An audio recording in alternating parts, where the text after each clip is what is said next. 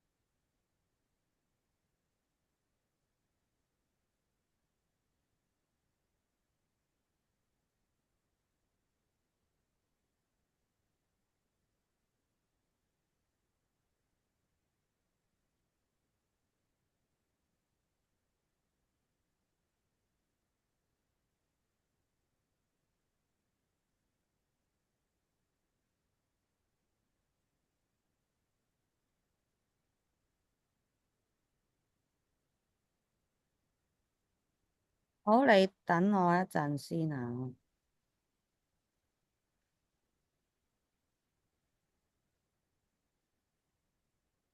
咦睇唔睇到？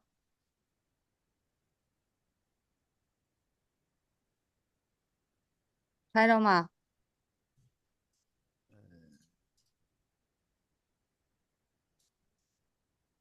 好喂，似分享緊我睇，分享，即係你而家睇唔到我 screen 嘅，我睇唔到，咁樣啊，我 stop 咗分享先，好，睇到未啊？得唔得啊？得得，好啦，係啦，咁咧，你可以上翻 Moodle 睇翻呢一個啦，咁咧。你咧基本上咧，我哋去寫到 EA2嘅分析咧，我哋會喺咁大個課題入邊咧，會 call 翻一啲有用嘅定義先嘅。咁咧，譬如咧。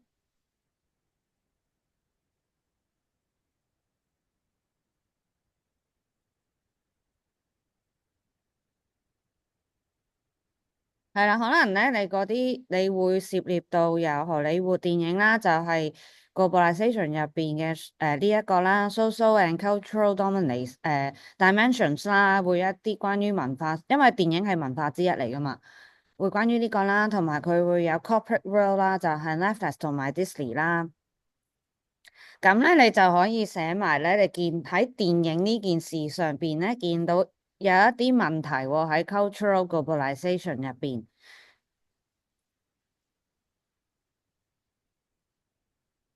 就係咧，你已經會見到呢一個啦，cultural homogenization 啦，咁即係文化統一化，咁呢個你又 call 咗呢件事先啦，即係可能咧佢 destroy 緊個 traditions 咁但係你 call完你要 elaborate 你個 case 咯，譬如你就 cap 翻就係啱啱我哋講啦，我哋自己有一啲。自己嘅文化嘅，譬如去戲院睇電影啦，跟住同埋會支持翻自己本地電影啦。咁其實係見到而家喺全球文化底下咧，係影響緊我哋原有嘅一啲文化嘅。係啦，咁你呢一 part 你要當然你係 cap 翻，你可以 cap 翻 PowerPoint 或者你寫翻 recording to PowerPoint 定係乜，跟住你再嗯用翻你啲 case 加埋你 CA 或者 EA1嘅一啲 research 再去 elaborate 嘅。嗯係啦，咁同埋咧，你發現如果你做緊 EA2嘅時候咧，不停係攞翻之前啲 research 寫咧，咁其實真係你做啱咗。我哋係用一啲 research 去做分析嘅，嗯係啦，咁啦，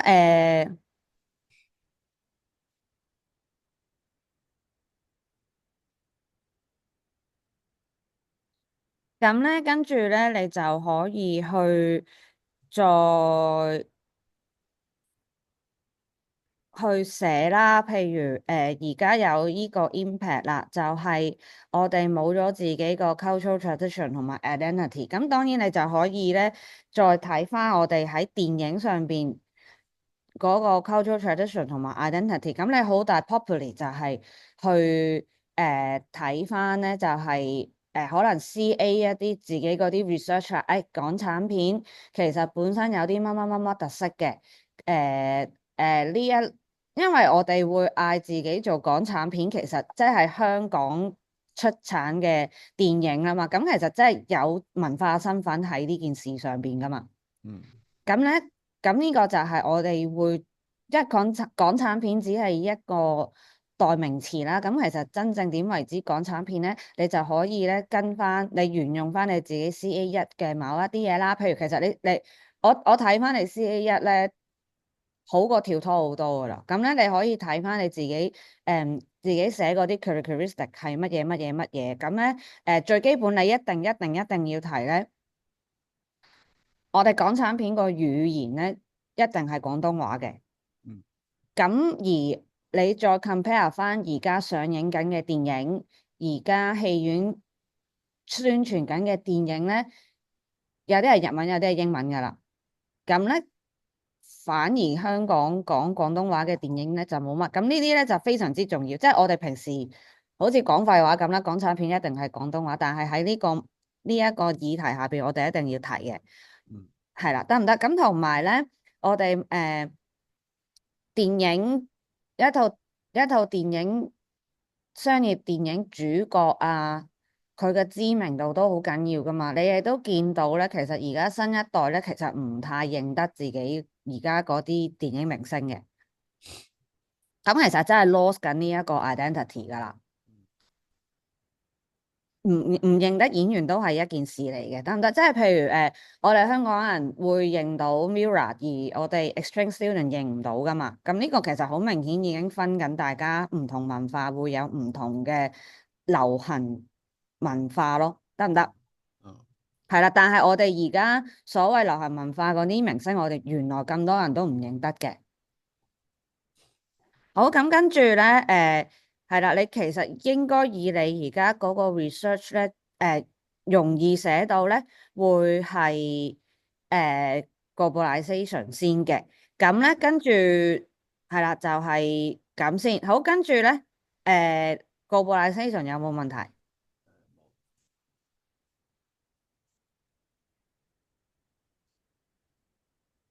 ？OK 啊，好。OK，咁咧，跟住咧，我再開多個。其實咧，consumerism 咧，你亦都可以係分兩邊睇嘅。咁咧，你可以睇咧，先是一 part 戲院嗰一 part 啦，譬如賣嘢食嗰一 part 會係去刺激佢消費啦。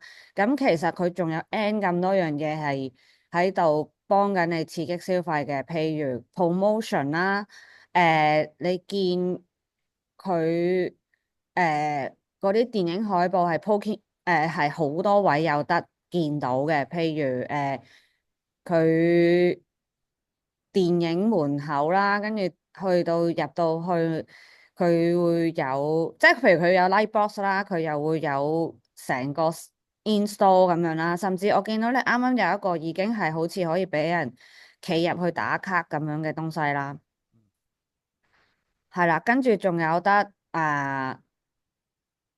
自助嗰啲啦，咁自助嗰啲其實大家都知，其實自助嗰啲機唔係淨係得撳掣噶嘛，其實佢亦都有好多大量電影海報宣傳放咗喺嗰部自助機度噶嘛。咁咧呢啲就不容錯過咁樣咧去買。我想問你可唔可以開多次你去咗戲院，去咗戲院去影嘢食嗰一個 session 俾我開多次嗰張相睇下得唔得？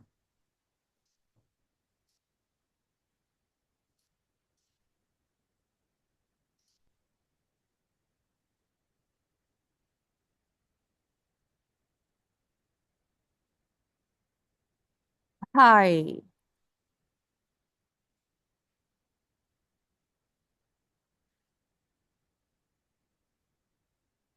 我想問佢嗰部呢部小食嗰部機係淨係賣小食定係點㗎？淨係買嘢食、嘢飲係，嗰啲。嗯，佢分咗兩部，呢部買嘢食，跟住買飛係另一部。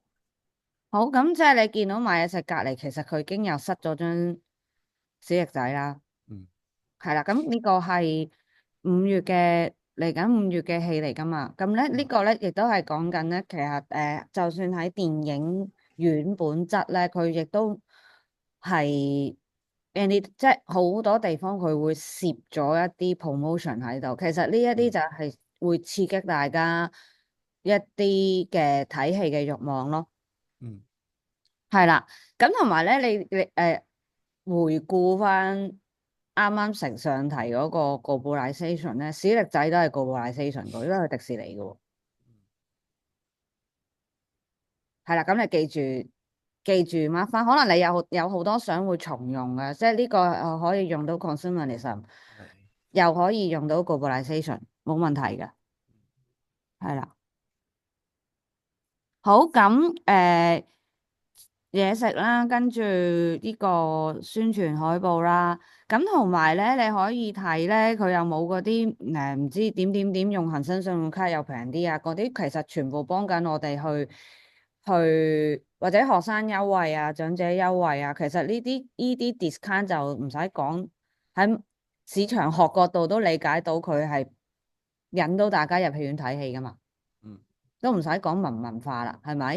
係係啦，咁呢一啲咧都可以去落翻佢點樣去刺激嗰個消費啦。咁咧其實呢個亦都好講到就係、戲院本身佢哋自己係一個消費主義嚟嘅，佢係賣緊一啲服務啦，而呢個服務咧並非一個必需品嚟嘅，that's why 佢會有咁多唔同嘅嘢去啊 fostering 我哋嗰個買嘢嗰個慾望嘅，即係佢點樣栽培我哋，刺激我哋嗰個購買慾。咁你記住咧，逢係消費主義一定係刺激緊購買慾，唔係買緊必需品。嗯係啦，咁咧呢個咧，所以咧你亦都係可以 call 翻咧，我哋先係 call 翻乜嘢為之消費主義嗰啲定義，然後你就講戲院，淨係戲院呢個 environment 已經有唔同嘅，由飲飲食食啊，由電影海報啊，由嗰個價錢上邊嘅優惠啊，佢都會做咗呢啲嘢咯。嗯係啦，咁同埋你都可以揾二手資料㗎，譬如而家點樣引啲人入戲院就係二手資料，而家咪好多嗰啲借票啊嗰啲嘅，係啦，咁其實嗰一啲都好明顯係會引到好多人入去睇，咁你揾多幾個二手資料去講，譬如近排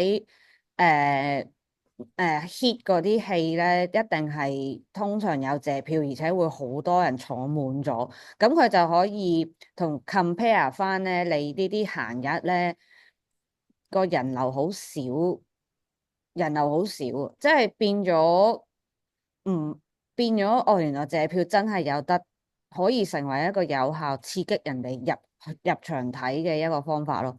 嗰啲都係 consumerism 嚟㗎，係而家先興嘅就借票，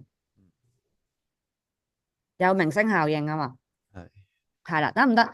咁以前可以見明星嗰啲叫首映啦，咁而家又有首映又有謝票，咁所以呢啲都可以用翻二手資料諸如此類咁樣啦。係啦，好咁戲院係咁咯，咁跟住電影咧，你亦都可以話誒嗰個 consumerism 嗰個消費主義咧，其實係誒。本身其實都係 cap 翻同一句咯，係你等我 share screen 先，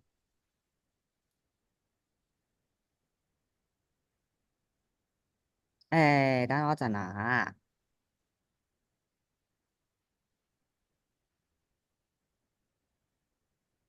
見唔見到？咁咧呢一句咧就係話 consumerism 咧就係會有一個好明確嘅系統同好明確嘅系統咧去引發我哋購買慾嘅。咁即係乜嘢咧？其實咧喺商業電影咧，佢有一個系統咧去引發你購買慾嘅。咁你就可以 cap 翻咧 CA 咧，我哋香港受歡迎嗰啲商業電影係邊啲？譬如佢有一定係先是類型好受歡迎嘅，action 同埋喜劇，咁明星效應，邊啲大明星佢本身係有呢一個系統，但係呢一個系統而家唔係一個有效嘅消費主義啦，因為我冇記錯，你都好似係做到2000啫嘛，嗰個 timeline。咁而家爭20年喎，咁即係20年，我哋有20年嘅變化咧，咁我哋消費者嗰個習慣啊、喜好其實會變嘅。咁咧，根據你先是 call 咗呢句啦，然後講翻我哋固有嗰個系統啦，即係商業電影邊啲受歡迎，就係嗰個系統嗰個格式啦。其實就會商業電影嚟嚟去都係嗰幾招啦。咁跟住你講清楚邊幾招啦，咁跟住而家20年後咧，呢個系統已經唔 work 啦。你就睇翻就係話譬如 cap 翻 questionnaire 呢個年齡層咧都係講緊唔睇啦，港產片或者故事唔新啦，即係話咧呢一個模式嘅流行文化其實係受緊有危機，佢一定要改變。佢已經因為流行文化最簡單就係佢會唔流行咯。係咁係啦，佢而家呢一種已經未必係誒嗰個呢個 system 已經唔係太有效，再去刺激 fostering 啊，fostering the desire，即係佢唔可以去栽培緊大家嗰個購買欲啦，咁樣咁可能而家要開始去去變同埋同埋呢個係一個 main reason 令到我哋嗰個電影亦都容易受到 globalization 影響。咁你就因為你寫咗 globalization 先啊嘛。嗯係啦，咁就可以有效講埋佢點解 globalization 點解有效咁入侵咯。咁因為呢個好大原因係咧，其實我哋不嬲都好早年代有外國電影睇㗎啦。啊咁但係港產片係有一個時期係即係香港人自己好擁戴㗎嘛，咁就係你 CA 講嗰個時期咯。係即係唔係 globalization 今日先有嘅，其實不嬲都有嘅。但係點解嗰陣時個威脅唔大？係因為我哋自己已經build up 咗一個好強大嘅 fan base 㗎啦，咁樣。但係嗰個系統而家崩壞咗唔 work 啦，咁變咗 globalization 又可以壯大翻咁解咯。咁所以你就先寫 globalization，後寫 consumerism，得唔得？好好，謝謝，有冇問題？誒冇問題。好，謝謝。去邊度睇翻條片？我陣間應該係 upload 上 YouTube，好好嘛？好，好啊，就拜。拜拜。好，下一位，係，hello，喂，hello，你等陣先，我睇下我應該點樣。好，係，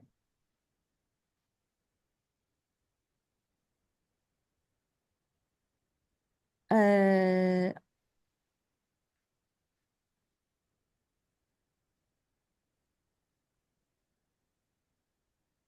咦，你睇下你 share 唔 share 到？唔知點解我撳唔走我個 sharing。得，好來吧。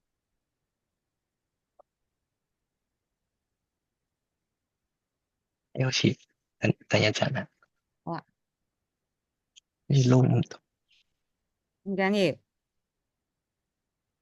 等一陣，唔好意思。你等等先啊，我同學生講兩句。阿生啊，我喺度 online 跳拖咗唔到你啊。好，謝謝你。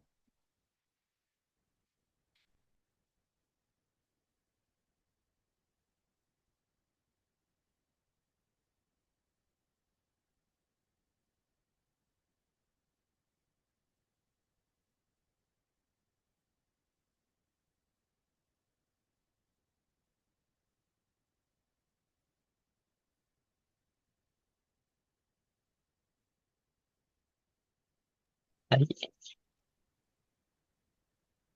誒，睇唔睇到啊？睇到，但入係入緊入緊我入緊，入哦，好。緊入緊。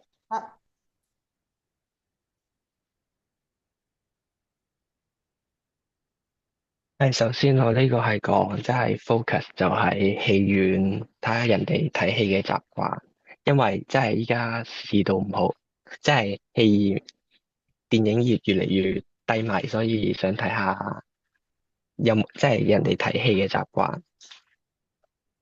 嗯而呢個係真係環境啦，我觀察咗好多戲院，跟住去即係講下佢有，即係例如寶石戲院，我就有好多即係磅重啊，同電影好似冇乜關係嘅嘢。嗯跟住呢個就係德福嗯之類，我就即係觀察咗一排，就發現都其實港產片好少排片或者冇乜上映，冇乜港產片嘅宣傳咯，大部分都係外國。嗯跟住我呢個係解釋翻，可能啱啱寶石戲院有呢啲，可能係因為以前嘅人係睇戲係好重要嘅娛樂之一。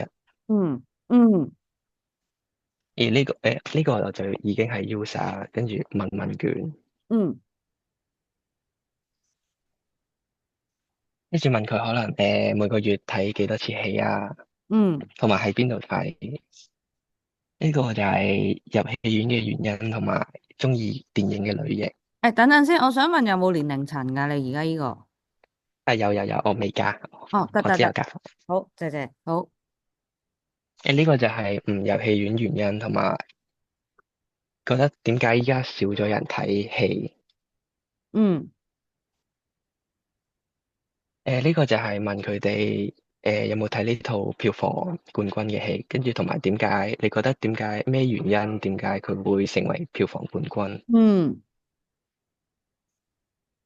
呢個就係呢個可能係即係問佢有借票會唔會再去睇，會唔會嗯係消費嘅？嗯，好完整喎，係，咁係咪 OK 啊？呢個2A1大部分。好 OK，可唔可以上多次去你環境嗰度啊？好好。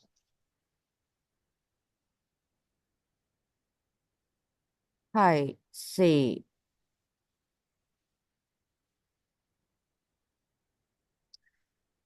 呢個係寶石啦，跟住下一張係係德福，係咪？誒都有其他嘅，哦，好，寫埋係咪？使唔使寫埋咩戲院嗰啲？要，係啦，嗯好。你嗱，firstly 個你想就係得咁多啫咩？誒差唔多，不過可以再去影。係啦，因為佢而家你嗰個戲院，你淨係集中影咗 poster，環境都有啲緊要。即係譬如其實我哋香港冇乜人嗰啲係咪？係啦，冇乜人啊，跟住話是都有係的。係啦，話是你同埋你都要講你係幾時去咯。即係譬如閒日少人啲就緊噶啦，係啦。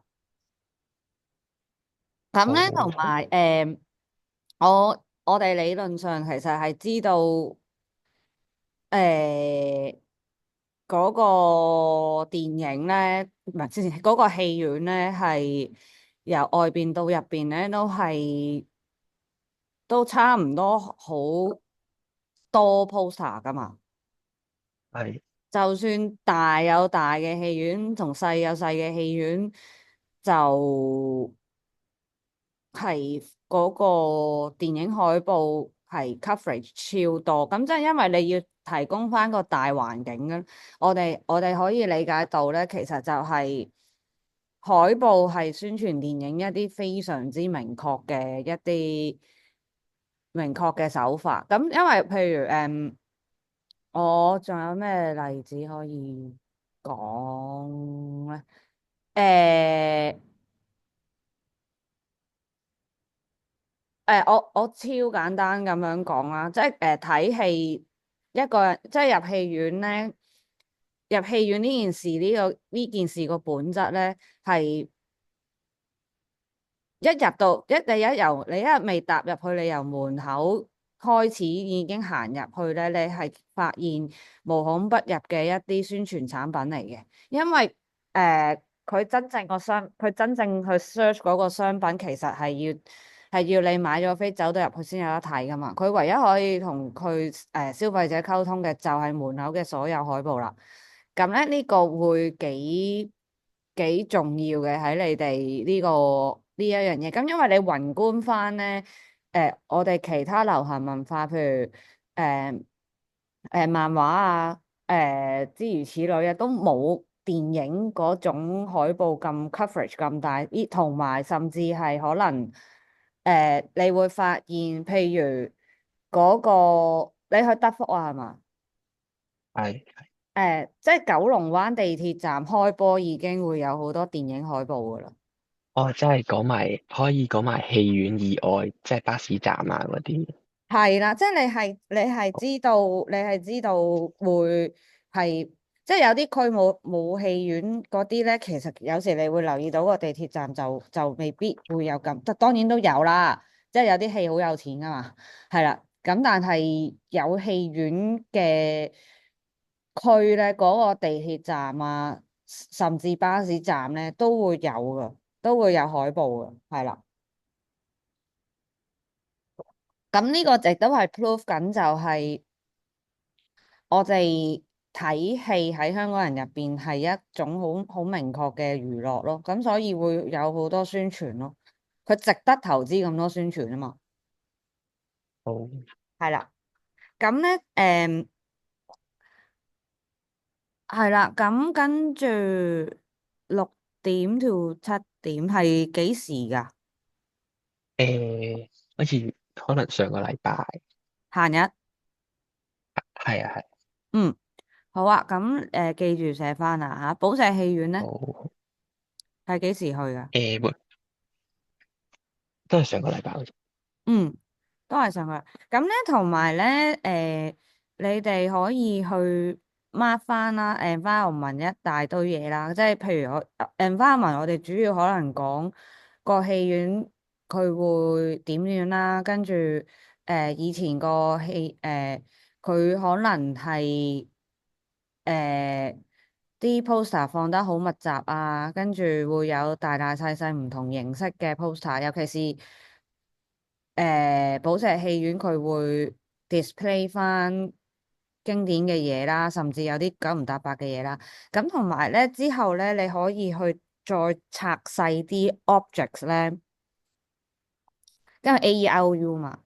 咁 objects 咧，你可以再拆解咧，譬如佢哋以乜嘢海報揀咗乜嘢海報嚟放咗喺呢一個類似好似歷史牆咁樣嘅東西咧，佢一定有好，揀過啦，即係揀緊大家係深刻應該係你呢個 generation 都認得嘅一啲大明星咁樣咧，即係胭脂扣啦，跟住誒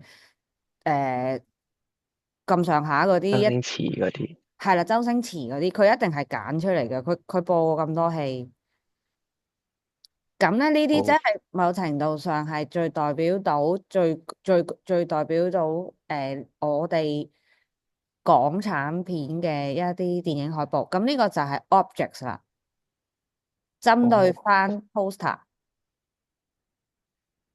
咁同埋咧，你都可以講佢一啲好 signature 嘅物件啦，即係你咪有一張相有磅重嗰個嘅，係，係啦，跟住灰色嗰個應該係嗰陣時播片嗰啲機，播菲林個，即係戲院播片嗰部機啦，我估。咁好關事啦，你電影就放翻呢部機，但係磅重呢個其實我哋而家啲人睇好奇怪噶嘛。係，即係做乜事戲院會有得磅重咁樣？因為其實就係呢個就係講緊以前啲人就真係好常去戲院咯，然後就會擺一啲好好日常化嘅一啲機械喺入邊咯。咁其實係極度唔關事噶嘛，磅重我上網揾過係因為可能冇乜人有呢啲磅重機，所以放喺戲院。係咯，但係係咯。就係好便利緊，以前啲人戲院好息息相關咯，真係好常去咯。咁理論好，上你話放喺體育館就好合理啫，即係康文署嗰啲體育館係有得磅重啊、測支嗰啲噶嘛。咁呢件事好合理噶嘛。咁呢個唔使講啦，但係放喺戲院真係極度奇怪噶嘛。我哋而家啲人睇，但係以前啲人其實係常見噶，唔係淨係寶石戲院有嘅，以我所知。咁但係就係咁咯，可以寫翻咯。咁好，好，係啦，咁所以你再可以咁，因為你有埋新式嗰啲戲院咧，你就知而家就唔冇咗呢回事咯。睇戲就係睇戲啊，或者最多咪買爆谷，或者 cafe，或者有 cafe 噶嘛，而家啲戲院。即係可以對比翻係咪？可以寫低先咯，即係可以寫翻喺個 environment 度咁樣咯。同埋你一定要強調翻個 cinema 係寶石戲院，而係歷史哦，類型，係啦。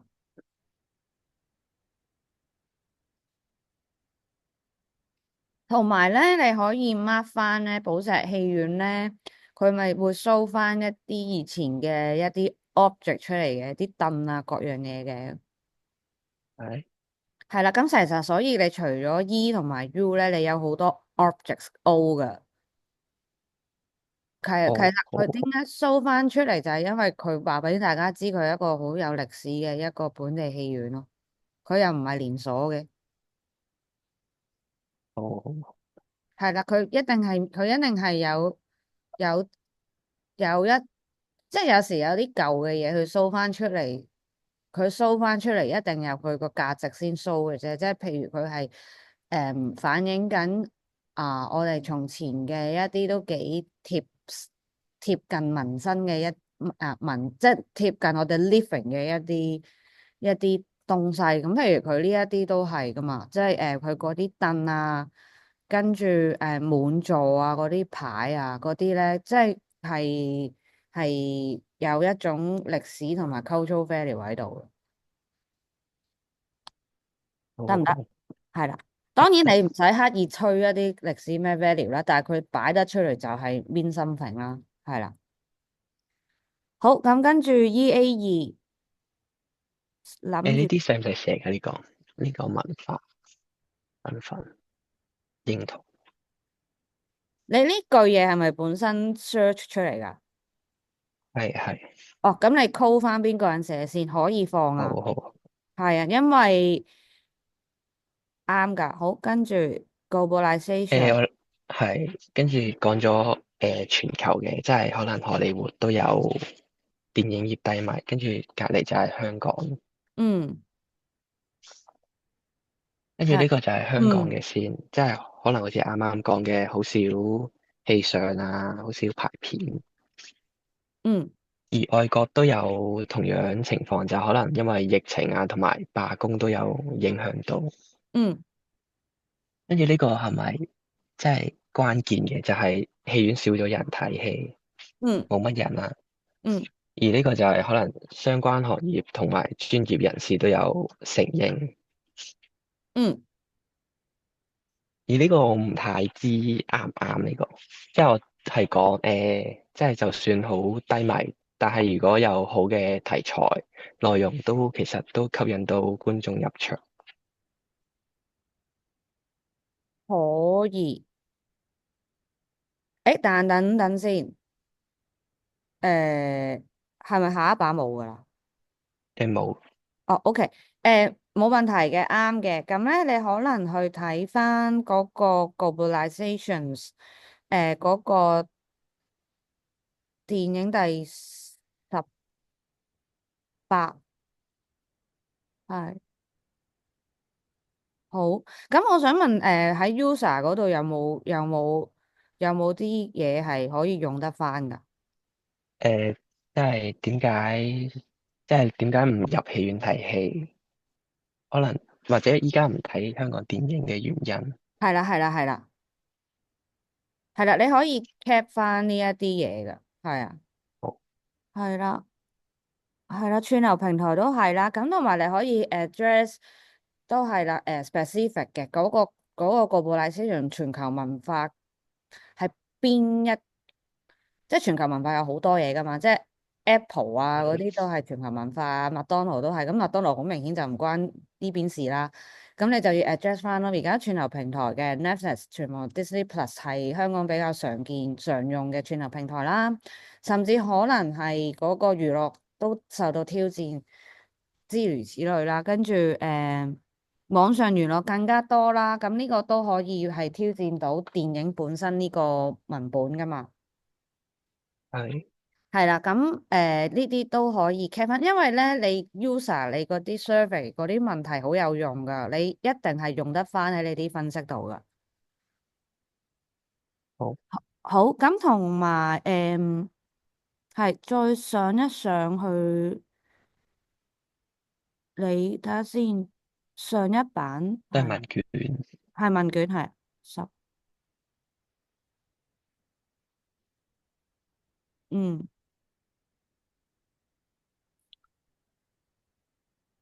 係跟住再上啊，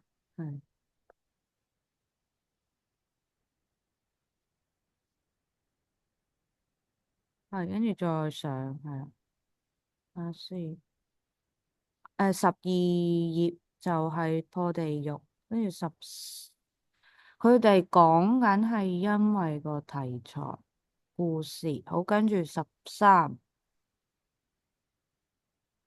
呢個應該係嗯，關消費係咪啊？其實係啦，呢啲關嗰個消費事。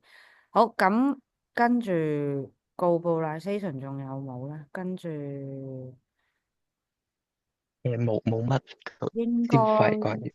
係啦，應該冇。跟住下一 part 就係消費主義。消費主義諗住點寫啊？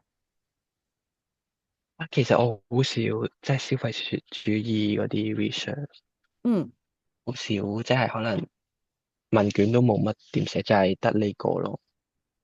唔係，你依個同12頁都係，哦，唔哦，即係 CA2係咪啊唔係你而家係消費主義問卷嚟講，？EA2係啦，EA2咧，你可以嗰個 copy 翻呢一題借票啦，同埋破地獄啦。係係啦，呢啲都係消費主義嚟嘅，咁同埋嗰個電影類型都係消費主義嚟嘅。係哦，啦，即係你一填咩類型會吸引？係啦，係啦，因為都係啦，因為但係首先咧，你講消費主義又係 cap 翻我哋 PowerPoint 某一啲有用嘅句子先，因為咧消費主義一定係有一個系統去令到大家有嗰個購買慾噶嘛。咁去睇電影都係購買慾之一嚟噶嘛。咁香港嗰個購買香港電影、香港商業電影，去有乜嘢系統？佢做咗啲咩系統咧？就係拍喜劇嘅某一啲類型係特別吸引香港觀眾，佢就會越拍越多嘅。譬如武打片同埋喜劇啦，咁呢啲你都可以一定可以 copy 翻 CA1咧，你哋去追溯翻香港最黃金嗰個年代嗰啲票房啊，跟住出咗咩大明星啊，嗰一類嘢。咁因為其實商業電影好簡單嘅啫，一是類型，二是大明星，咁就可以吸引到觀眾入去睇噶嘛。係係咁咧，然後咧，但係係啦，其實大部分同學都係如果做電影嗰個題目咧，嗰個 timeline 其實都差唔多 stop 到去2000年，最多2010咁樣咧，都爭緊10年嘅同而家。因為大家都發係現其實2000之後冇咩好做啦，嗰個電影冇咩好講，咁就係講緊呢一個係衍生緊咧，佢哋呢一個商業嗰個模式呢一種運作開始開始唔受香港人歡迎啦，咁咧你就再 cap 咧轉變緊就係譬如破地獄呢一啲啦，而同學都係會話傾向啲故事感人啲嘅，咁即係唔係喜劇啦。又唔係動作片啦，係係啦，咁就係見到嗰、個固有嗰種香港所誕生嗰種流行文化已經係改變緊，明星甚至乎都唔係 selling，唔係最主要 selling point 添。嗰個問卷啲同學唔係答明星效應噶嘛。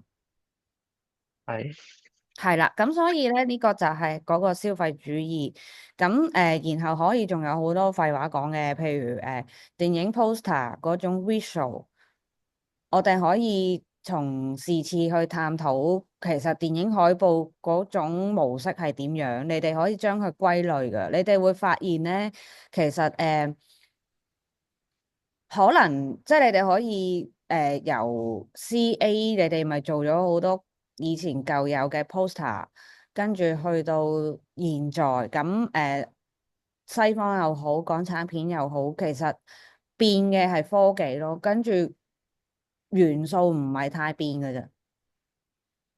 即係好大明星就一定係擺最頭嘅，最中間嘅最大頭嘅，跟住喜劇嘅用橙色多，跟住action film 一定係有一啲關鍵嘅道具嘅，譬如槍啊，或者要打嘅就打啊，有啲動作俾你睇到啊，喺個 poster 度。跟住又話是係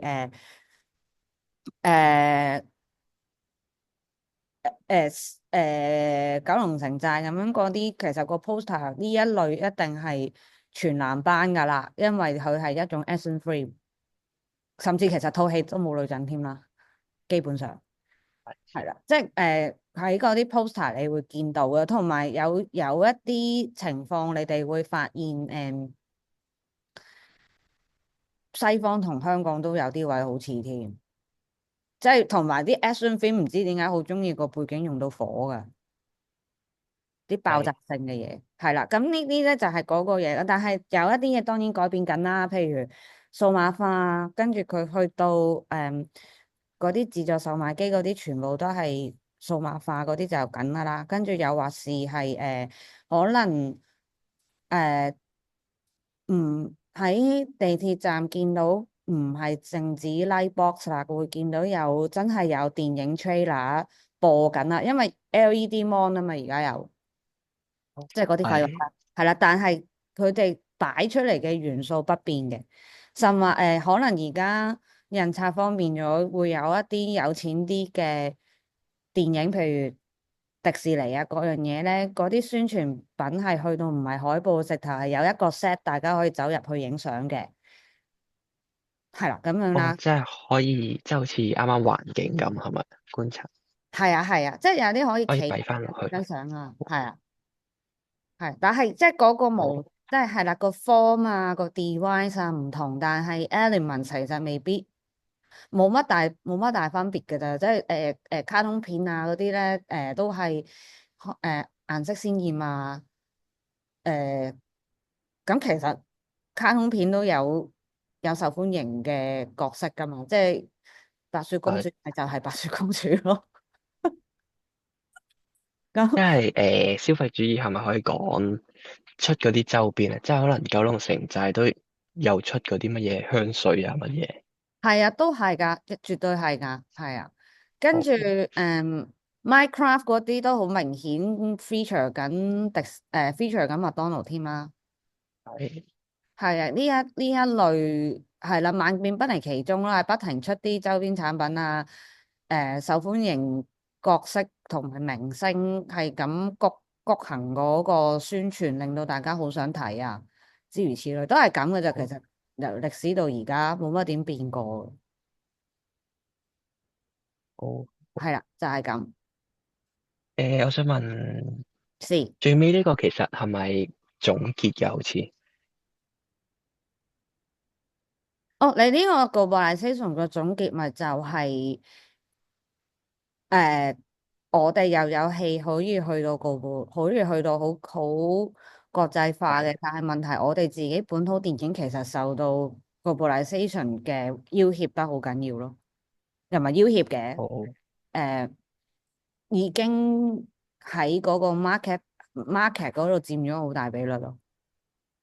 好，係啦，係啦，就係咁。因為你咁哋要知咧，globalization 咧，其實每一個範疇有強弱㗎。即係譬如Amazon 本身係全球第四名嘅全球嘅 GPA 值唔係之前 CPA 值嘅 CPD 值㗎嘛。但係其實香港用 Amazon 唔係好多啫。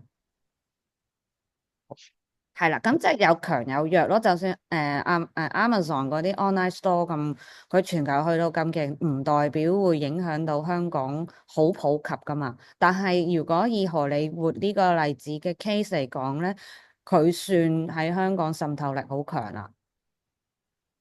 咁我哋好就係分析翻，咦電影嘅 aspect 入邊咧，喺電影呢個情況下邊咧，尤其是而家咧，滲透好強啦，入侵好強啦。好。咁如果消費主義最尾就應該係因為出好多呢啲嘢會吸引人哋入場啊。嗰個消費主義就係、我哋嗰個結論就係